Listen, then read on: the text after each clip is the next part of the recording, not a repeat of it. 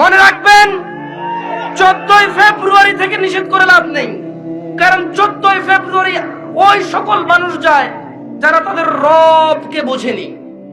মনে রাখবেন আমি আজকে রবের সাথে পরিচয় করে দিয়েছি এদের।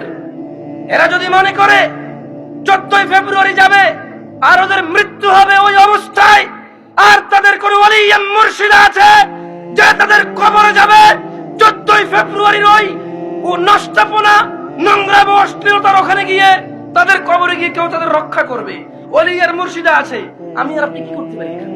দেখা যাবে সেদিন, যেদিন বিচার হবে, মানুষ আল্লাহর সামনে আসবে এককভাবে, একা একা।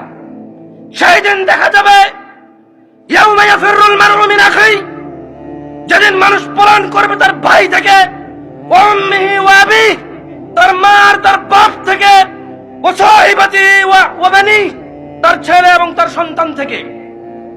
সেই দিন দেখা যাবে যে তার 14ই ফেব্রুয়ারি তার আইডলরা, তার সিনেমার নায়করা, তার রাতের আনন্দের গায়করা, তার চোখের সন্তুষ্টির গায়িকারা নায়িকারা তাকে কতটুকু উপকার করে। ওকে আমি 14ই ফেব্রুয়ারি থেকে নিষেধ করবো না। আরে ওর ইমানই নেই, ও মুশরিক, ও আল্লাহর সাথে শিরক করে। 14 ফেব্রুয়ারি কি আবার এখানে? কোন মুসলমান যে আল্লাহকে সম্মান করে সে যেতে পারে না সব জায়গায়।